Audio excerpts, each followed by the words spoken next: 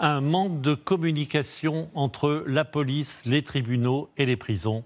C'est ce que dévoile un rapport sur l'évasion sanglante de Mohamed Amra lors d'une opération, on s'en souvient, de transfèrement. 2 mois et demi après l'attaque ultra-violente d'un fourgon pénitentiaire dans lequel 2 agents avaient été tués, le détenu, lui, est toujours activement recherché. Guillaume Chiez et Flora Monbec.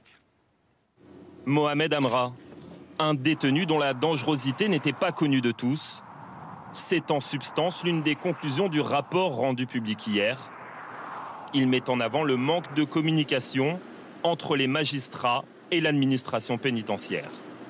La coordination des différents acteurs a pâti d'un déficit de centralisation, à tel point qu'il a été considéré par chaque autorité judiciaire comme un détenu ordinaire.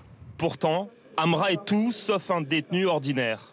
La veille de son évasion, les surveillants pénitentiaires ont découvert ce barreau scié dans sa cellule. Il y a 2 ans, il avait été placé sur écoute à la prison de la Santé. Les enregistrements dressent le portrait d'un homme ultra-violent. Je vais lui casser les mains au marteau. La vie de ma mère, je vais lui casser.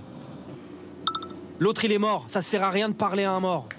Amra avait basculé de la petite délinquance au grand banditisme sans que l'administration pénitentiaire ne soit prévenue, comme le déplore ce syndicaliste. On devrait pouvoir s'échanger des informations, encore une fois, sans compromettre les enquêtes qui sont en cours. Si on avait eu connaissance des écoutes qui ont eu lieu, on aurait évidemment une gestion bien différente. Du côté de la traque, 60 enquêteurs de la police judiciaire travaillent à temps plein sur la recherche d'Amra et de ses complices. Ils analysent notamment tous les bornages téléphoniques autour de sa zone d'évasion.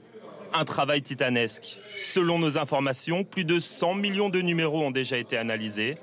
Mais après 80 jours de traque, Mohamed Amra et ses complices sont toujours introuvables.